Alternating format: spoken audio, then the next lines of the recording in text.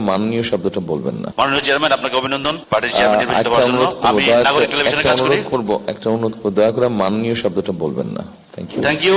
আমরা খুবই খুশি যে আপনি একটা নতুন জায়গা তৈরি করছেন। আমি নাগরিক টিভিতে কাজ করি আর বাংলাদেশ ফেডারেল সাংবাদিক ইউনিয়নের সাংগঠনিক সম্পাদক। একটু আগে যেটা বললেন আমাদের লাবলু ভাই, আমি সম্পূর্ণ দ্বিমত করছি তোমার সাথে। আমরা যারা বিগত 13-14 বছর চাকরি পেইনি, শুধুমাত্র ব্যাকগ্রাউন্ডে কোথাও কোনো না কোনোদিন ছাত্রদল করেছিলাম, আমরা কিন্তু অনেক বেকার ছিলাম।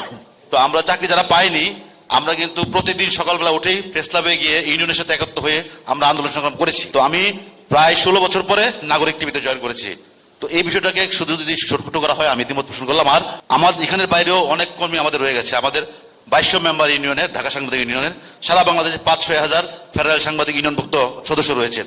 আমি মনে করি তাদের সবার সুযোগ নাই, তাদেরকে ছোট করে দেখার সুযোগ দেয়। আমি বিশ্বাস করি যারা বেকার ছিলেন, যারা যোগ্য, তাদের ব্যাপারে আপনারা যথাযথ ব্যবস্থা নেবেন যাতে আগামীতে তাদের কর্মসংস্থানের ব্যবস্থা হয়। আমি শাহনাজ বেগম পলি, আমি জাতীয় প্রেস ক্লাবের ম্যানেজিং কমিটির সদস্য।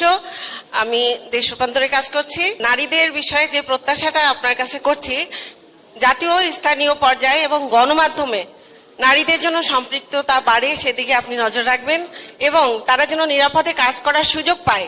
গণমাধ্যমের নারীদের প্রতিও আপনার জন্য একটা দৃষ্টিভঙ্গি থাকে, সেদিকে খেয়াল রাখবেন। ধন্যবাদ।